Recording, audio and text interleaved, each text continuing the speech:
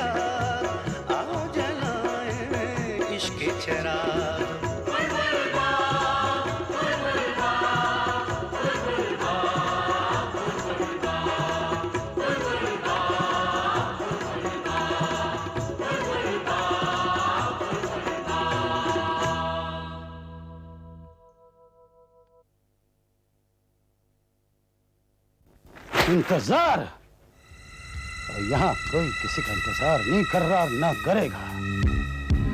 दो लड़कों ने 2 रातें का इंतजार किया। सरकार समझने लग गई कोई बहुत बड़ा तीर मार दिया। हर पंडित को सिक्योरिटी देगी सरकार। ना, नहीं और नहीं, मैं ये कभी नहीं होने दूंगा। हमने जो खून बहाया है वो बेकार नहीं जाएगा। मीर साहब, सुना है जम्मू के कैंप में वापसी की बड़ी जोर शोर से तैयारियां हो रही हैं। और मैं भी अखबार पढ़ता हूँ, पढ़ा मैंने ये सब।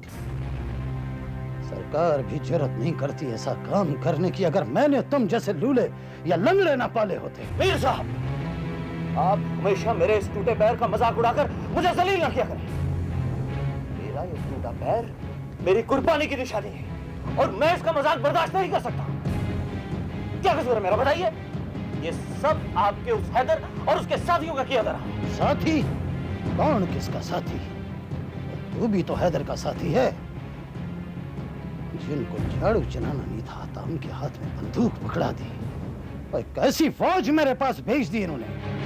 और 2 पंडित, 2 बच्चे मामूली से किस तरीके से मजाक उड़ाकर चले गए बुलबुल बाग में। हैदर का बच्चा, और कहाँ है वो हैदर? चाहिए ढूंढिए उसे, उसका कोई पता नहीं। पता होगा भी कैसे? जाकर छुप गया होगा वो किसी बिल में। मिलिट्री के कमांडो सादा लिबास में बुलबुल बाग से गुजरने वाली चोटी पर भी नजर रखे हुए हैं। हैदर उनके हाथ में पड़ गया ना तो कुत्ते की मात मारा जाएगा। और अगर उसे पुलिस ने जिंदा पकड़ लिया तो यह होगा कादरिया के मेरे साथ साथ तू भी फांसी पर चढ़ जाएगा। सरकार जानती है हम कश्मीरी अवाम के हमदर्द नहीं हैं। वो जानते हैं मैं भी उतना ही खतरनाक हूं जितना एक दहशतगर्द। मैं तो अपनी चालाकी और होशियारी से उनका लीडर बनकर जी रहा हूं। सरकार जानती है कि अगर मैं चुप तो कश्मीरी अवाम चुप। कादरिया, तो मुझे सिर्फ वो 2 लाशें ला दे। 2 लाशें ला दे कादरिया, मेरा ख्वाब पूरा हो जाएगा। मैं उनका ये ख्वाब कभी पूरा नहीं होने दूंगा। 10 साल तक मैंने जो अजाब बर्दाश्त किया है अब बर्दाश्त नहीं करूंगा। ये आपने बिल्कुल ठीक बात की तूफी साहब।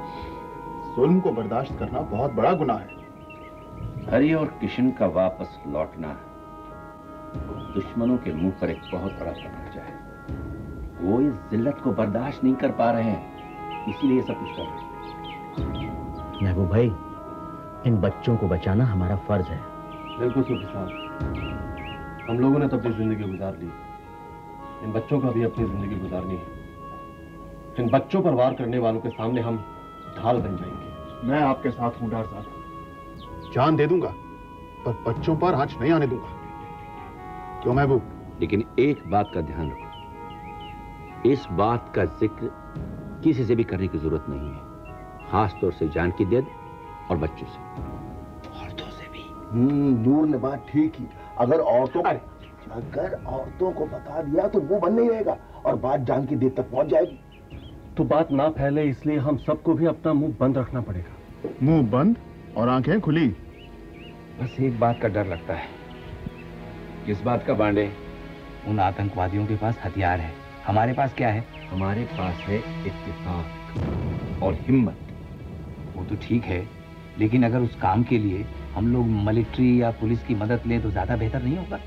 तुमने कभी गौर नहीं किया होगा नूर, बुलबुल बाग के चप्पे चप्पे पर नजर है। सादा लिबास पहने लोग लगातार गश्त लगा रहे हैं। आपको किसने बताया? आपको तो याद होगा सूफी साहब, जब मजीद खान बच्चों को लाया था, तब से मजीद खान ने इस इलाके की निगरानी शुरू कर दी। ये तो बहुत अच्छी बात है, फिर हमें फिक्र करने की क्या जरूरत है? जरूरत है नूर, हमें हर हाल में चौकन्ना रहना है, कोई गफलत नहीं होनी चाहिए। जनाब, लड़ना तो मिलिट्री को है। नहीं, ये हमारी लड़ाई है, ये जंग हमें भी लड़नी होगी। इंशाअल्लाह जीत हमारी होगी। आमीन।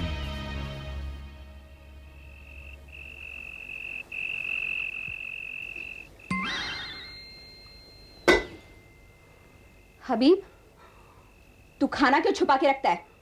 अपने भाईजान के डर से तू खाना भी डर डर के खाता है? नहीं आपा, मैं डर के नहीं खाता हूँ, मुझे रात को भूख लगती है इसलिए मैं रखता हूँ। तू खाना अंधेरे में खाता है? हाँ। और ये तेरा मुंह क्यों सूजा हुआ है? किसी ने मारा तुझे? किसी ने मारा नहीं आपा, ये टॉफी हो। ये लो, तुम भी खाओ। ये लो। इतनी टॉफियां कहाँ से लाया तू?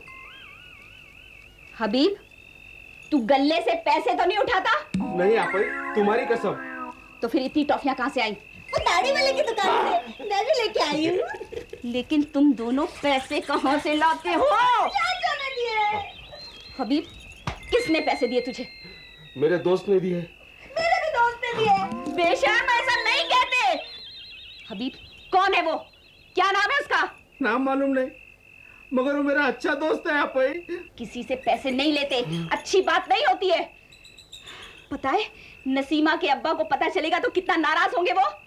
आइंदा से किसी से कुछ भी लेने की जरूरत नहीं है, समझी?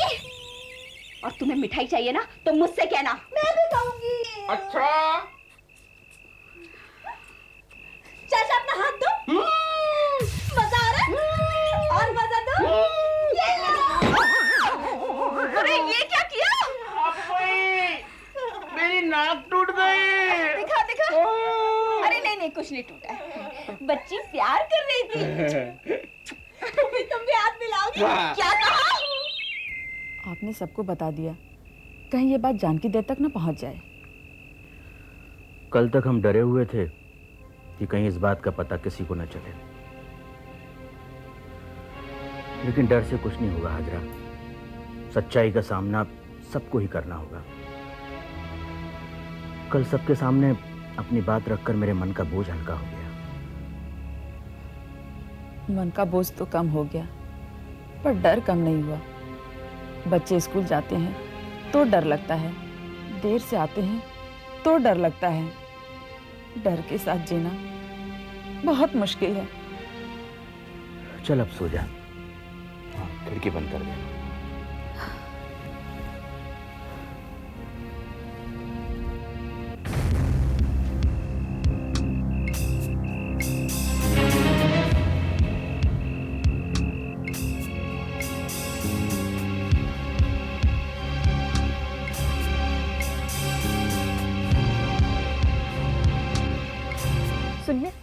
सुनिए, सो गए क्या? क्या हुआ हाजरा? वहाँ कोई है। कहाँ? वहाँ मैंने अभी अपनी आंखों से देखा है। रज्जाक साहब घर तक आया और इधर देखा और कहीं चला गया। इस वक्त वहाँ कुत्ता भी नहीं है हाजरा, तुम्हारा वहम होगा। नहीं, मैं सच कहती हूँ, मैंने अपनी आंखों से देखा है। हाजरा, हो सकता है कोई हो सकता है ना, वाकई था। रशीद सच कह रहा था, जरूर कुछ होने वाला है। आप गांव वालों को सब कुछ जगा दो, शोर मचा दो। हो सकता है हाजरा जिसे तुमने देखा वो रशीद हो। वो रशीद नहीं था, उसकी चाल को मैं अच्छी तरह पहचानती हूँ। आप जोर जोर से आवाज लगाइए ताकि वो शोर सुन के भाग जाए। मैं आवाज लगाऊं? चुप हाजरा, खामोश हो जाओ। पता है इस वक्त जरा सी भी आवाज हुई तो सबसे पहले कौन जागेगा? जानकी देत। और जानकी देत को अभी इस बात का पता नहीं लगना चाहिए। अगर कुछ हो गया तो उसे सबसे पहले पता चलेगा। धीरे बोलो हाजरा, खुदा के वास्ते। ठीक है, अगर वो शख्स अकेला है तब तो फिक्र की कोई बात नहीं, लेकिन अगर उसके साथ और लोग होंगे तो जरूर वो लोग यहीं कहीं छिपे होंगे। हाजरा तू खामोशी से यहाँ बैठकर पहले देख तो ले। अच्छा सुन, तू धीरे से खिड़की बंद कर ले, हाँ, और थोड़ी सी खुली रखना जिससे तू बाहर वाले को देख सके लेकिन बाहर वाला तुझे नहीं देख सके, समझी? बंद कर। देखती है।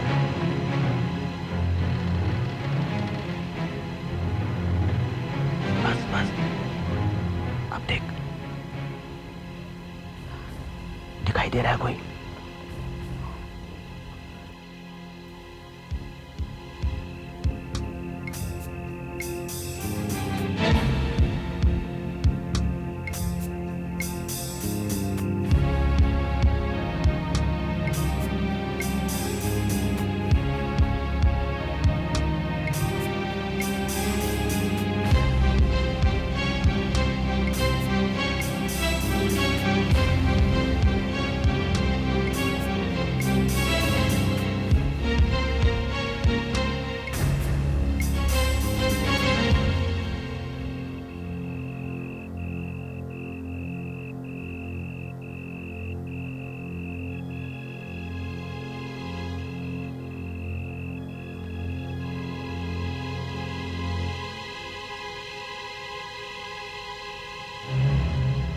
हबीब इस वक्त ये कहां जा रहा है?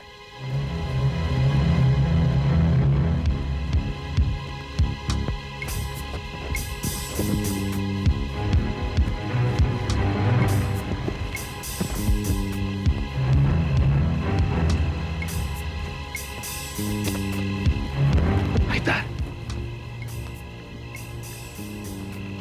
हैदर, हैदर खान! चिल्ला क्यों रहा है? क्या सारे मोहल्ले को जगाएगा? मैं तो तुम्हें बुला रहा था। कुछ खाने को लाया? हाँ लाया हूँ। दुकानदार पूछ रहा था किसके लिए है, तो तूने क्या कहा? कह दिया दोस्त के लिए है। कहने लगा कौन दोस्त? मैंने कहा है कोई? जबान खोली तो जिंदा तंदूर में जला दूंगा, तेरी बहन को भी और रज्जाक और बाकियों को। समझा मेरी बात को या नहीं? समझ गया हूँ। अब किसी को मत जलाना इधर, पहले ही हमारा सब कुछ जल गया है। अब जल गया तो कहाँ जाएंगे? ये सोचना तेरा काम है। हबीब!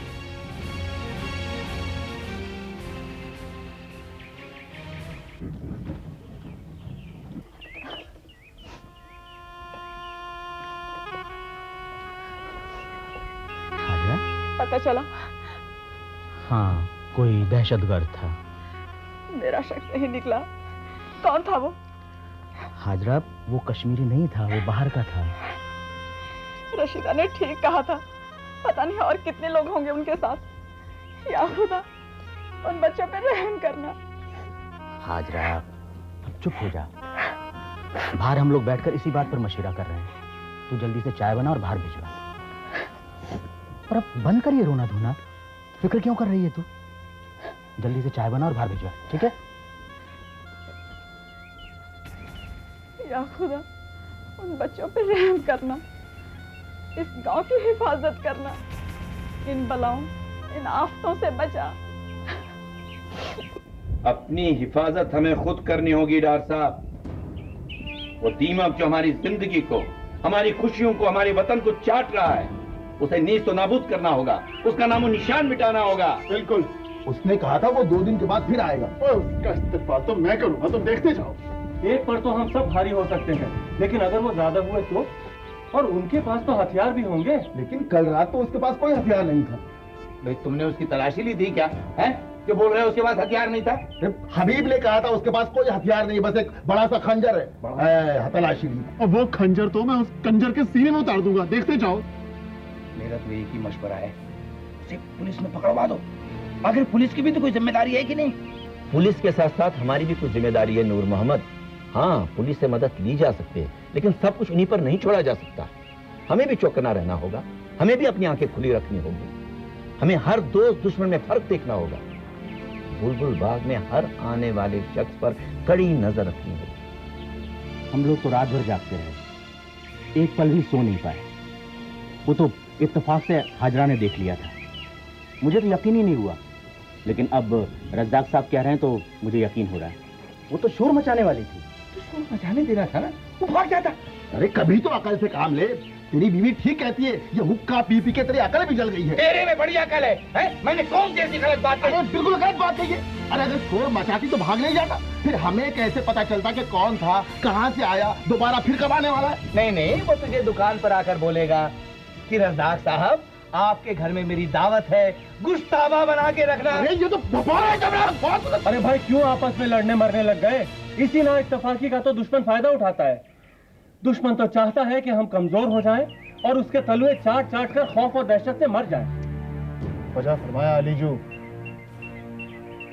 राज साहब, आप क्या सोचने लगे?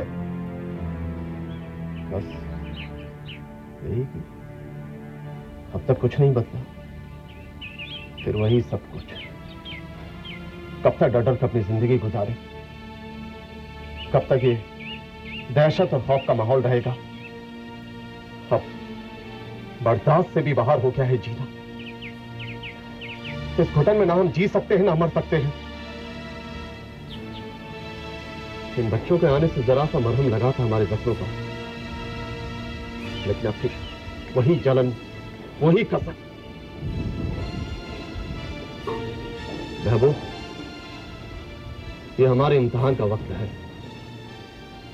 हमारे सफर का आखिरी पड़ाव, जहां हमारा सामना बड़ी से बड़ी मुश्किलों से हो सकता है, कि सबसे रेगिस्तान से हो सकता है। हमें भूख और प्यास का सामना करना पड़ सकता है, इस चलते हुए सूरज का सामना करना है। तब कहीं जाकर हमें सुकून मिलेगा, मंजिल मिलेगी और हमारा दाखिला जन्नत में होगा।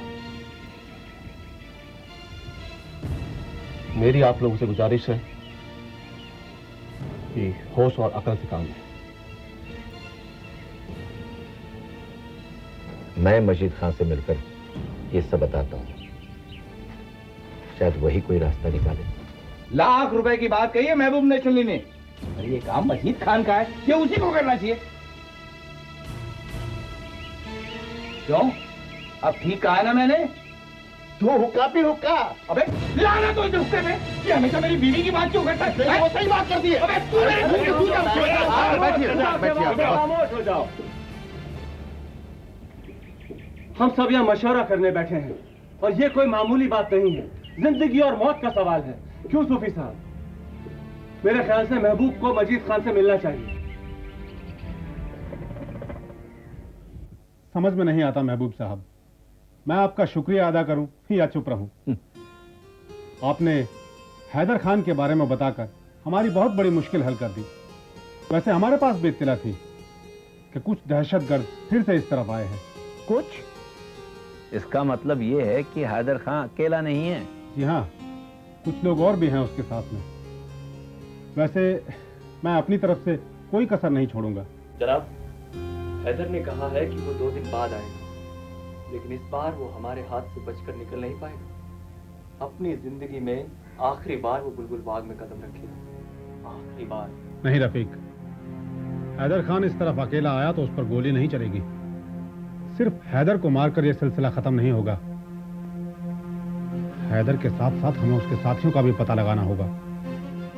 हैदर अगर इस तरफ अकेला आया तो उसे जिंदा गिरफ्तार करना होगा, जिंदा। सुना तुमने? अब की बार सांप को उसके फन के साथ साथ तुम तक को चलना होगा। ये बात तुमने ठीक कही मजीद खान। इस सांप का नामो निशान मिटा देना होगा। आती रही बुलबुल बाग वालों की मदद की बात, मैं उन सब की तरफ से तुमको गारंटी देना चाहता हूँ कि हम तुम लोगों के साथ कंधे से कंधा मिलाकर चलेंगे और पुलिस और कानून की मदद करेंगे। लेकिन बदले में तुम लोगों को भी गारंटी देनी होगी कि जानकी दत्त के बच्चों का बाल भी बांका नहीं होना चाहिए, चाहे हमारी जान क्यों न चली जाए। उन बच्चों को खरोंच तक नहीं आनी चाहिए, क्योंकि अब ये बुलबुल बाग की इज्जत का सवाल है। इंशाअल्लाह ऐसा ही होगा। खुदा हाफिज। खुदा हाफिज। बिल्कुल फौजी अंदाज है ना जनाब? ये भी फौजी से कम नहीं। सारी जिंदगी फौज के साथ रहा, फौजियों को रसद पहुंचाता रहा, जख्मियों को अस्पताल ले जाता रहा। उसने अपनी पूरी जिंदगी वतन की खिदमत में बिता दी, और बदले में क्या मिला? बुजुर्गों की जमीन और बुजुर्गों का अपना घर, सिवाय इन दो चीजों के और कुछ नहीं। एक उसका अपना दोस्त जसबीर सिंह, रिटायर्ड फौजी, और एक ट्रक। फिर भी किसी से कोई गिला नहीं, कोई शिकवा नहीं। अगर वतन के नाम पर अब भी आवाज दो तो नेशनली खड़ा हो जाएगा। नेशनली? हाँ, महबूब नेशनली। इसके साथियों ने इसे यह नाम दिया था। खैर, तुम एक काम करो, स्पेशल टास्क फोर्स का नंबर लगाओ और कमांडर विक्रम सिंह से मेरी बात कराओ। ठीक है जनाब। अब मेरे लिए क्या हुक्म है? महबूब खान की बात याद रखना, वो गारंटी मांग कर गया है जानकी दत्त के पोतों की, और हैदर खान जिंदा चाहिए। जनाब।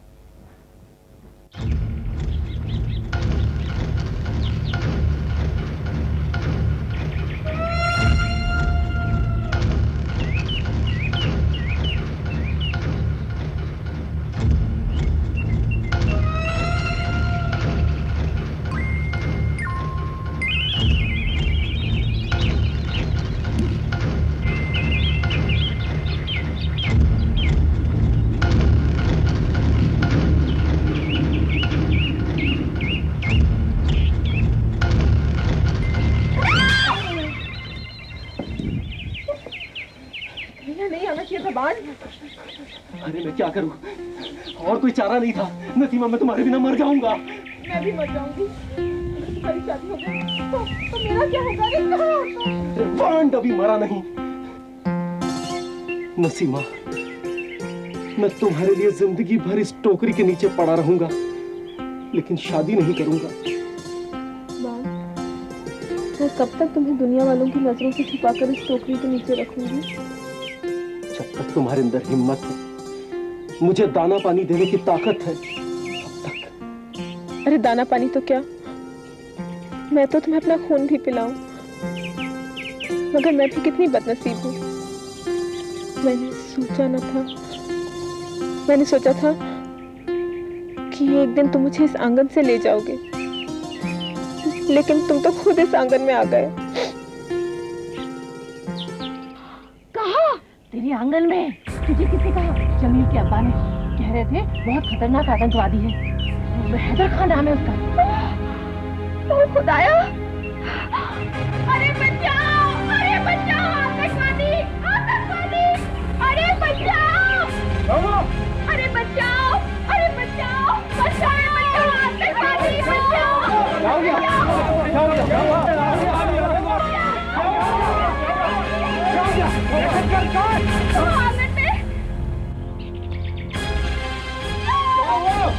दहशतगर्द! आतंकवादी! कहाँ? तुम्हारे आंगन में।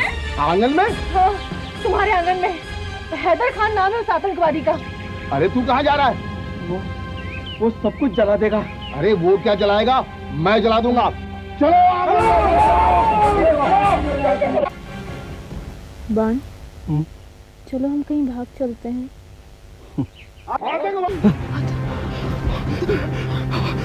क्या करूं मेरी जान? यहाँ से भाग जाओ, जल्दी भाग जाओ। लौट के आओ, लौट के आओ, लौट के आओ, लौट के आओ, लौट के आओ, लौट के आओ, लौट के आओ, लौट के आओ।